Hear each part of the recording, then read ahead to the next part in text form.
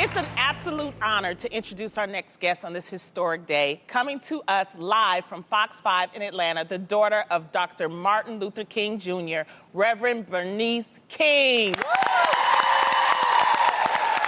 Oh, we're so excited to have you, Dr. King. How are you? I'm great. I'm excited to be here. Oh, great. So, and you look beautiful.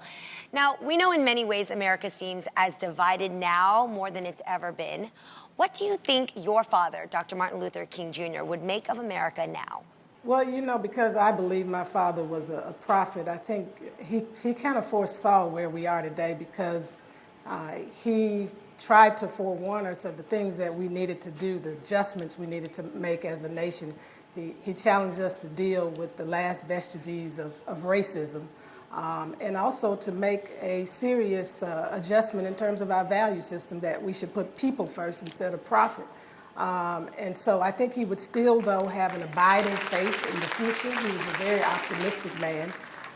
And he would be obviously praying and acting and helping us to really move toward looking at the root causes of many of our issues in this society. And some of the divisiveness, he has a wonderful quote. He says that I'm convinced that men hate each other because they fear each other, and they fear each other because they don't know each other, and they don't know each other because they do not communicate with each other, and they do not communicate with each other because they are separated from each other.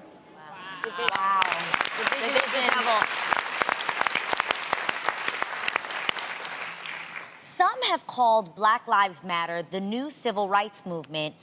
Is this movement like Dr. King's? You know, when people ask me that question, I think it's unfair to both movements, actually, because I think every generation has to define their cause. And my mother used to say the struggle is a never-ending process. Freedom is never really won. You earn it and win it in every generation. And so every generation has to make that contribution to the freedom struggle.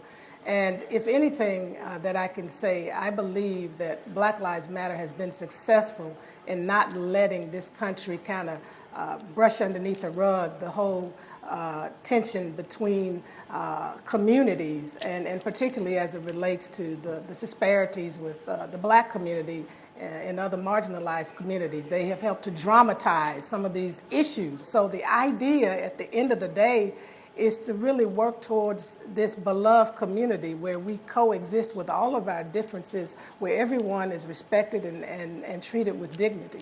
I love that. So true. The King Center is having a live streaming event tonight. Can you tell us more about it and what you hope to accomplish? Yes, it's a beloved community talks, and let's bridge the racial divide from urban, suburban to rural. The vision for this came out of really my heart's desire to see us go beyond some of the usual surface conversations that we have around race, and typically in audiences where people think alike. And so what we have done is created an opportunity for people who come from different ideological communities to come together on a stage together and be probed, so that we have an opportunity to better understand each other. I always say to people, we must first seek to understand than to be understood. Sometimes we draw certain conclusions without really knowing. And so this is going to be one of those real deep conversations. So it's our hope that we can just, on Dr. King's birthday, set a tone for this nation to start looking at having these courageous conversations, crossing over, and really getting to understand people who are very different from you, so that we can create a better America and truly make America great again. Right. Well, Dr. Bernice King, thank you so much for sharing with us. You can watch the event on the King Center's Facebook page live starting at 5 p.m. Eastern.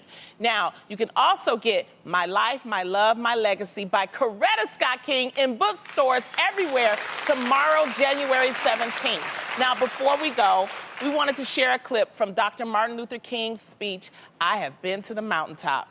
Though he gave the speech in 1968, the words still ring true today. We have this illegal, unconstitutional injunction. All we say to America is be true to what you said on paper. Because somewhere I read of the freedom of assembly. Somewhere I read of the freedom of speech. Somewhere I read of the freedom of press.